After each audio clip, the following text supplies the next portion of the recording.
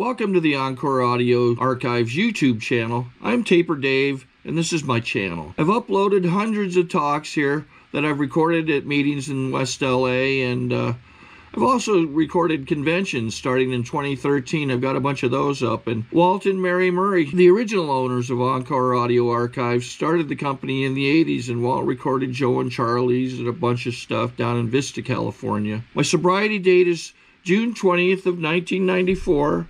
I hope you find something you like, so please like and subscribe to my channel and comment down below. If you want to hear something that I don't have or that you don't see, I'll see that I get it. Anyways, take care and have a great day if you want to. Now it is time to introduce our main speaker tonight, Michael.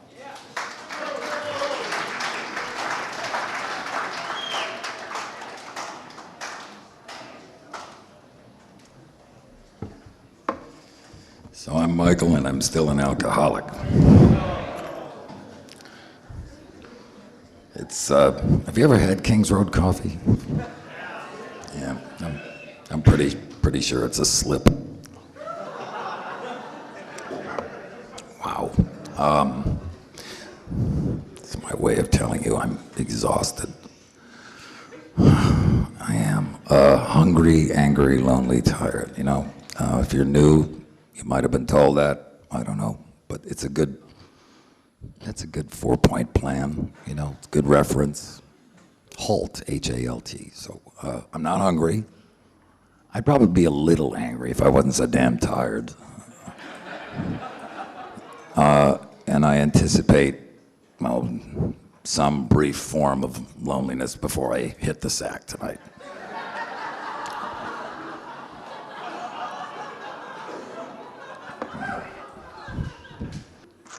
The Rodeo meeting. Boy, I haven't spoken this thing in a long time. When I spoke, it was at Rodeo. That was a while back. Boy, seems like we're sort of working our way back to that place, that location, you know, in a circle, in a big circle. Well, good, I hope we do. That was fun. And it should be fun. You know, if you're new or you're just having a bad day, or you're not in a particularly, I want to be at this meeting kind of mood. There's a lot of fun to be had around here, and with what you learn here.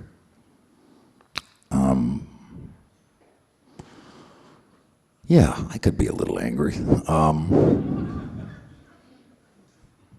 know, it's been a couple of days of that, you know, just stuff that happens in life, you know, but I'm an alcoholic, and I'm predisposed biologically to see everything as blackness. Hopeless, horrible, tormenting, persecuting, personal. And I can, without exception, all of those things are happening most often in my head. You know, this, outside of the space between my left and right ears, it's not going on. It's not happening out here. It's not, those people aren't there. And yet I'm, you know, if you don't believe it's a mental disorder, you know, just, you know that moment when you find yourself like screaming at the top of your lungs to no one, you know? Remember that dressing down you'd give those people in the bathroom mirror? You had no intention of doing it that morning. Just woke up, you know, and every other day, and you're brushing your teeth, and no intention of like, today I will be really upset for no reason whatsoever. And then I'm standing in front of the mirror, and I'm telling that person, you know, how I'm gonna just make them miserable. And boy, they're really feeling it. You know, why? Because, well, it talks about that in the book Alcoholics Anonymous, about, you know, we think our basic problem is, wow.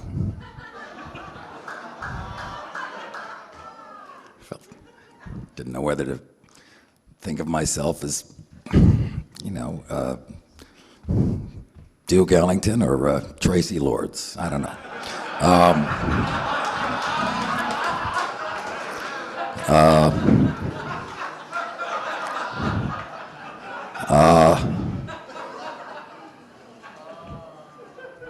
And the good part is I couldn't have offended Duke Ellington with that comment. Not that I don't want to offend Miss Lords, but she might be one of us and might be here. You're not, are you? I'm sorry. Yikes. Okay, so much for that date.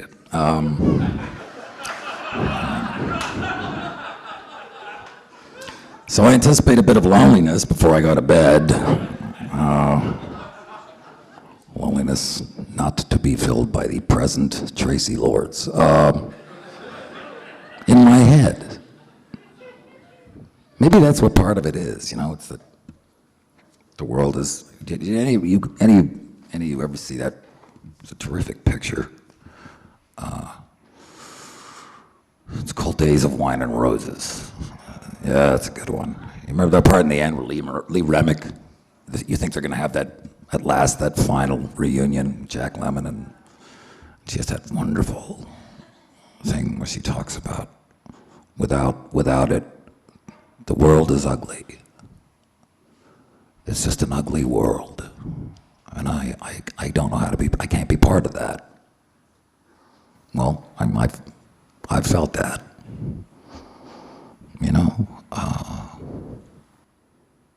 I remember as a kid, certainly wasn't drinking as a child.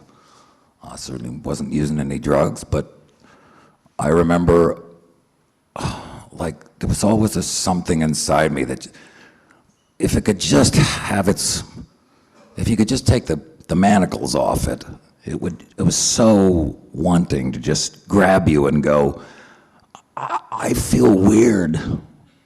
I feel like I can't really connect. I feel like I'm a fraud. I feel like I didn't, no, you don't really like me.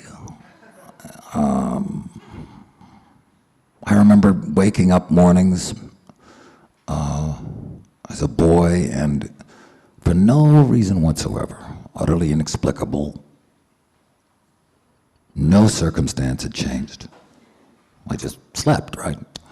And I would wake up and I would have this clammy, cloying melancholy clinging to me like a tight raincoat. And it would I had no idea where this feeling came from. I would dread it. I would anticipate it some nights, oh, tomorrow I'm not going to wake up with that. What is that feeling? It's terrible. Just awful. Black and inky and,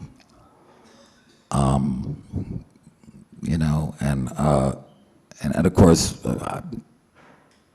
along with that, it was, I simply, something in me said, you can't talk about this, Tracy. Something in me said, you can't talk about this. Something had determined, I don't know what it was, I don't know where it came from, but I was meant to obey this thing that said, and you should be ashamed of this. And there was that other part of me that went, I guess, well, of course I don't want to talk about it, because everybody must go through this, right? I mean, that's just me normal, so let's not talk about it. And there's a little 4 or 5-year-old kid walking around and suddenly depressed for no reason. Strange. I remember being at a birthday party for me when I was about 6. And my mom and dad found me in my bedroom just weeping profusely, just convulsing inconsolably on my bed. 6-year-old kid with the birthday hat. And everybody showed up, and, even Lynn Yamazaki, that cute little girl in my class. And there they all were. They were all my pals, and the cake, and and I was in my bedroom crying. And my mother, God love her, Italian, so pretty handy with feelings. My dad's English, so That was the balancing act, I guess. Yeah, if you got an English mother and if you got an English father and an Italian mother, if I can offer you a piece of advice, I would just say, try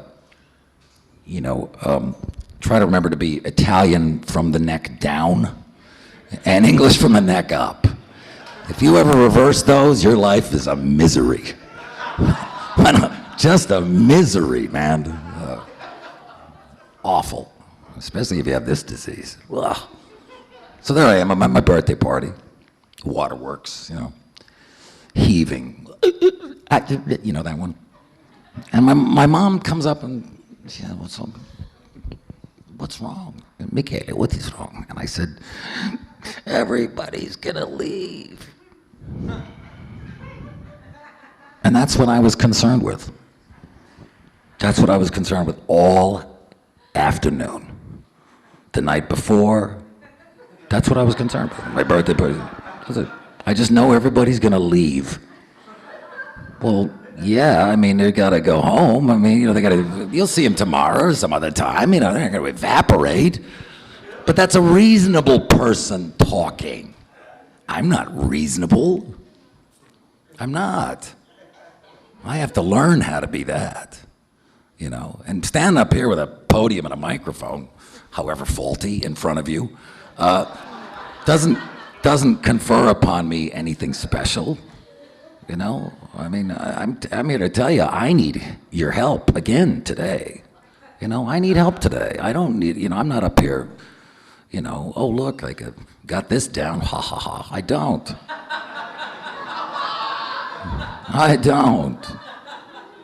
I don't, man. I just don't. It's just, it's most of the time it works better and better.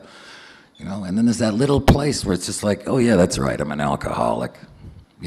I can't take yes for an answer.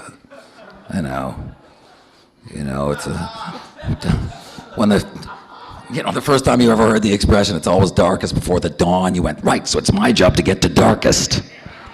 Because then the dawn will come. Get to darkest, really dark. Oh, then it'll be a brilliant dawn. Well, by the time you get to that dawn, of course, you'll be so deep in this sickness that you'll be like, I don't deserve that. I don't deserve it. I don't deserve anything. I don't deserve. That's the mantra. Yeah, that's the loop in my head. I don't deserve. I think there's still some punishment I need to go through. I think not quite done. Inventory, yeah, but not enough.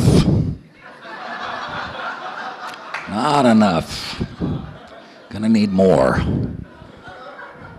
Yeah, I think, maybe face down on my belly, crawling through excrement. Yeah. If I am willing to show this evil, horrible thing that has dominion over me, then I'm willing to do that, then maybe he'll cut me some slack. Maybe. Or maybe he'll need some more. Maybe the crawling through shit wasn't enough. Time to get lower. That's it. That's my head. And, I grew up in one of those houses, probably not too unfamiliar to Americans, since you guys are champions at it, but, I grew up in one of those places, working class family, blah, blah, blah. And I remember my dad's thing, he had a lot of lovely aphorisms, none of which were particularly useful. I think he felt good saying them. Although he was very good with words. And he had this one that was like, when you get up in the morning, you hit the ground running. Or as he would say it, when you get up in the morning, you hit the ground running. And I believe that. Funny how I just accept that. As painful a proposition as that would be to a sane person. I really believe that's where you gotta start your day. Okay, so you start at panic.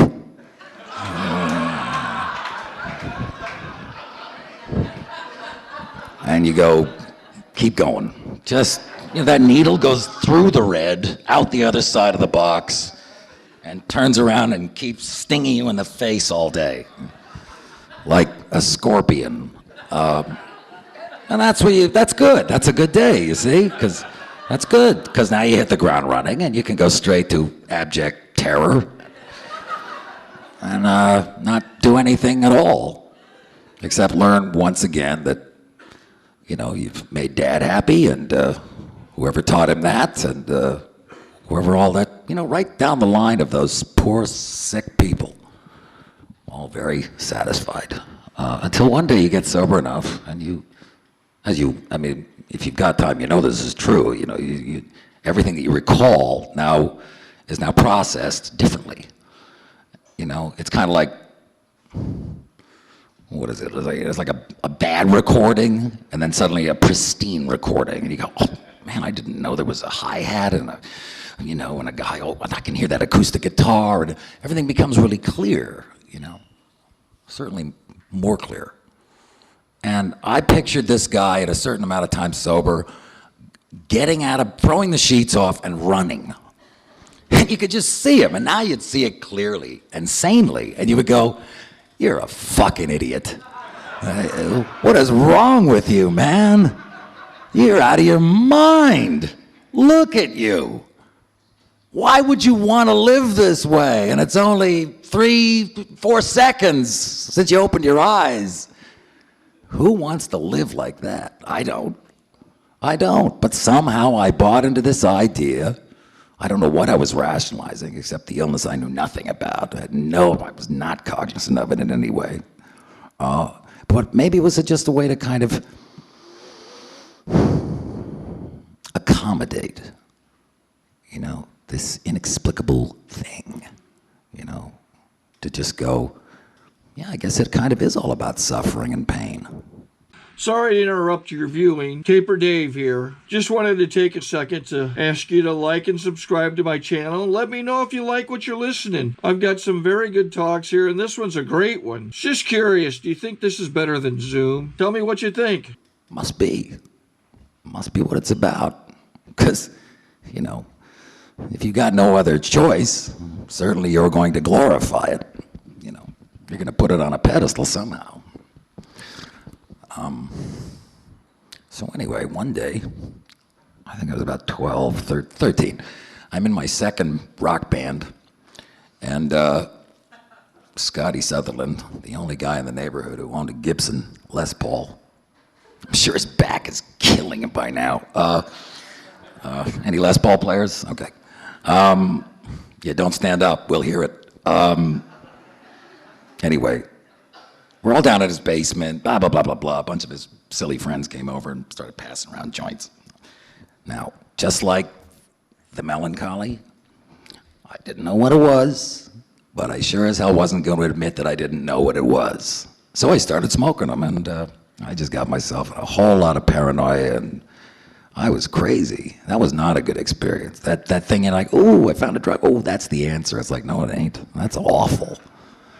Running around my neighborhood all night and then trying to hide in Dens Grove Park and going to my friends' houses at 11 o'clock at night, and you're 13 years old, waking them up, Dave, do I look stoned?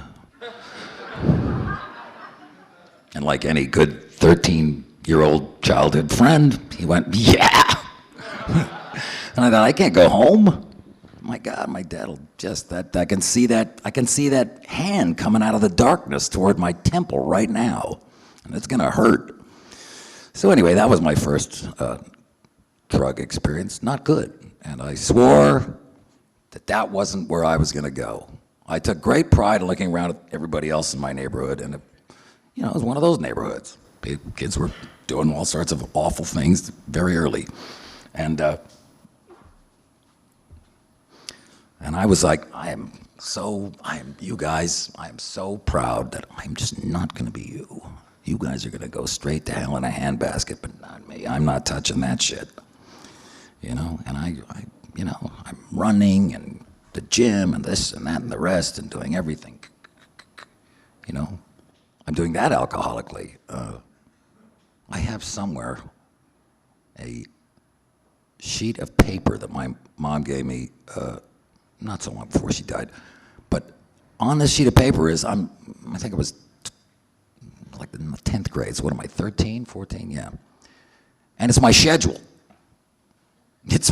I've written it. It's my schedule for my day as a 14-year-old boy. Okay, 5:30, get up.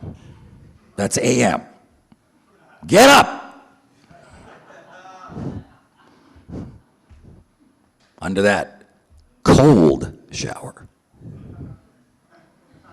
This was frightening to read. I was like, wow. Cold shower, 5:30 in the morning, 14 years old.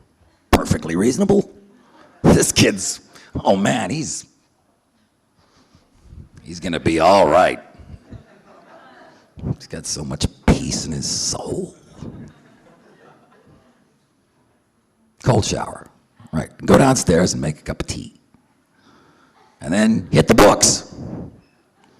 Till whenever your dad gets up to get ready to go to work, and he'll pass by and go, "What are you doing up?" And I'll say, "I'm studying, Dad. I'm achieving, really working. I'm gonna work till I fall apart, because that's what it's about, right?" Okay. You know, and this is the entire schedule. You know, you look down and the first thing that struck me was like, there's not a lot of fun going on in this day. There's no, you know, hang out or, you know, play or, you know, do something fun. Every minute is booked. It's a solid appointment list for that day, for the rest of your life, according to that self. It's amazing. And it's all like, you know, do push-ups, do this, do that. There's nothing that's enjoyable, except, well, maybe not practicing, you know, for the school orchestra. I was like that. That was good, but it's all about effort and hurt and pain and, you know, and that's, you know, clearly that feeling was high on the list of priorities. That had stature. Yeah, that was a hit, that one. So needless to say, one day when I found the booze and the drugs, the voices shut up in my head. That's what they did for me. I got to they just shut the fuck up. Shut up! Shut up! You fucking tormenting piece of shit, shut up! And I finally got to have some fun.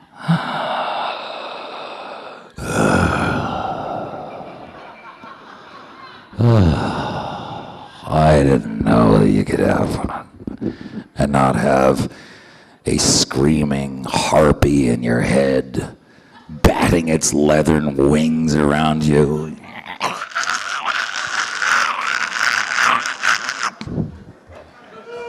I didn't know that. I didn't know you could stop being a tragic Greek character for a few hours to start out with, and then add from there. Yeah, like, you know, that was it. You know, oh God, I made Catholics look loose. Yeah, made them look like Serge Gainsbourg. So that was it.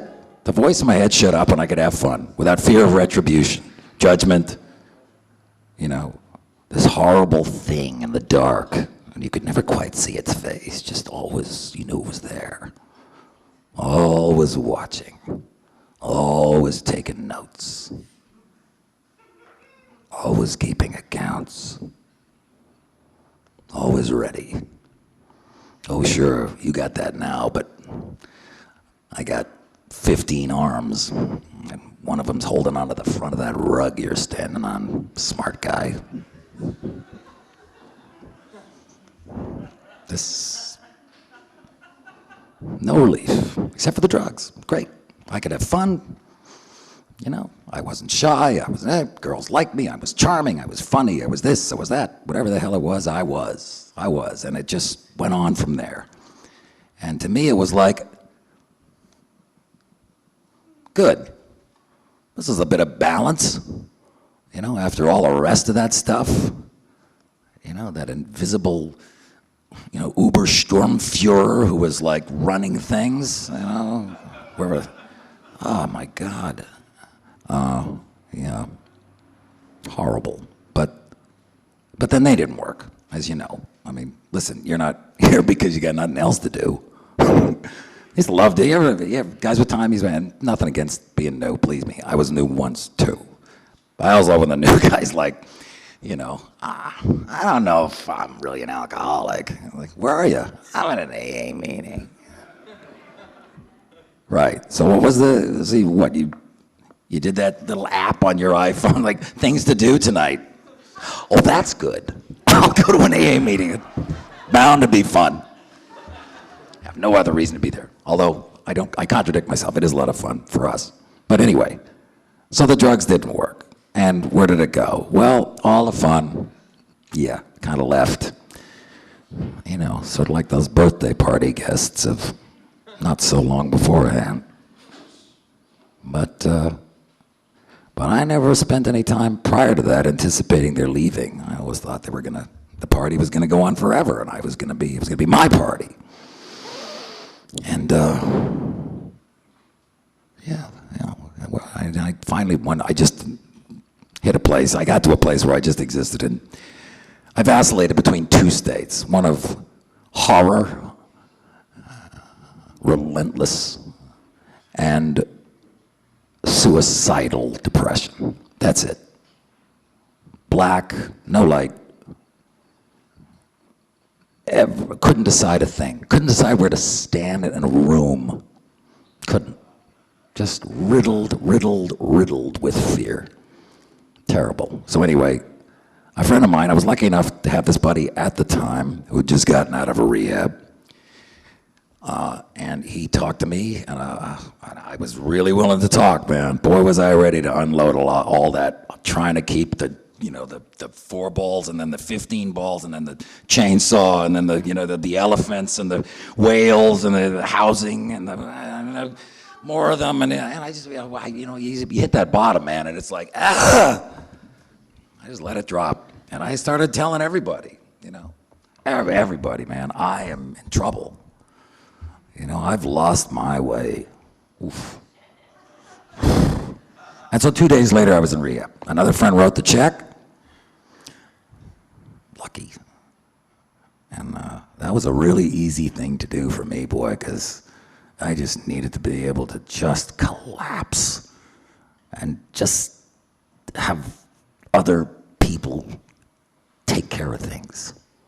Just be helped. Right? Because my course was, it's all up to you. You're the captain of your ship and the master of your destiny and everything else that's about self-will. And then when I heard our railing against, our warnings at least against self-will around here, I thought, wait, what do you mean? And what they're really talking about, what I've learned they're really talking about is the feeling that it's all entirely up to you, and that the burden you bear because of that is something you deserve. The things that scare you at first around here that you'll read or hear, and there'll be things that scare you, things you find uncomfortable or, oh my God, because you're misinterpreting them. That's all. I mean, how many times did it take you to read that third step prayer before you could really just kind of accept and go past that word, my will, right? That one. Or, relieve me of the bondage of self. And it's like, wait a minute, that's all I got. Well, that's all I got, man. I'm not turning nothing over to turn my will and my life over. No. But thank God, and there's that word again, but hey, if you're new, I swear to you, I couldn't do you a better service than to tell you this, let you in on a little something here. You'll hear this word God around these places. Okay, on this sheet of 12 steps in the short form here, there are only 2 things that are underlined and repeated, And it's the phrase, as we understood him. Okay? This is not a religion. It's not about God. You know, it's not the one with the 4 walls around it and that, or, you know, all the other logos, or the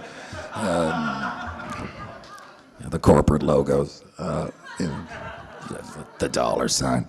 But don't, just get past that one as fast as you can, right? Because that's not what it's about at all, you know? And whatever that thing is, it's surely kept me from having a worse day today. It surely helped me to minimize the damage, to locate it, and respond to it much more quickly than I used to be able to. And above all, here's the really good thing, to not enjoy it, to not like it, to not embrace it, to not go, well, let's see, suffering or happiness? Yeah. No. Why? Why? Why was it so hard for me to say, I deserve to have the life I want to have? Why is that so hard? It took a lot. It was harder than the first step. What have I been to now? About 10,000 meetings? Okay. I'll tell you the best 3 words I ever heard so far. And a guy said it, and to this day, they mean this whole thing to me. The whole damn thing. And those words are, you've suffered enough. Thanks.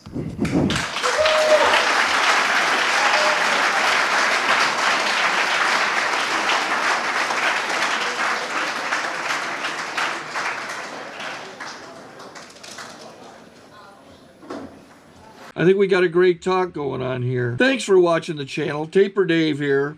Just curious, do you think this is better than Zoom? Okay, this is how I prepare my drone for launching.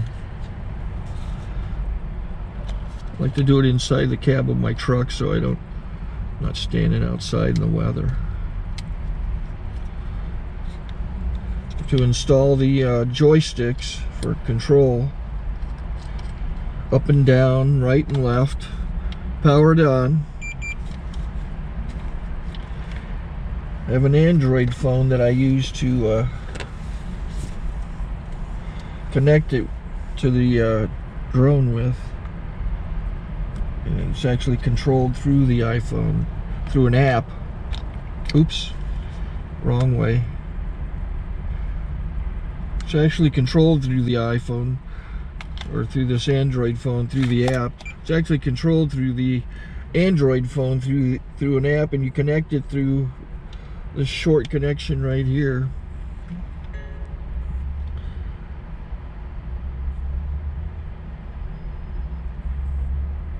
Remote control connected. Remote control's connected. So I pull out the drone. I have to extend the legs, long legs extended first, then the short legs. Remove the gimbal protector.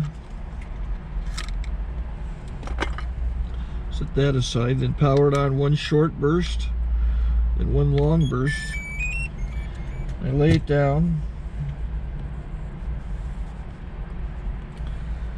So I have to go to calibrate. So the drone's not connected yet. It shows you here as this drone gets disconnected, even though the remote's powered on. So the drone has to establish it's connected. So I go into the app to calibration mode. First I'll calibrate the remote controller. Start calibration.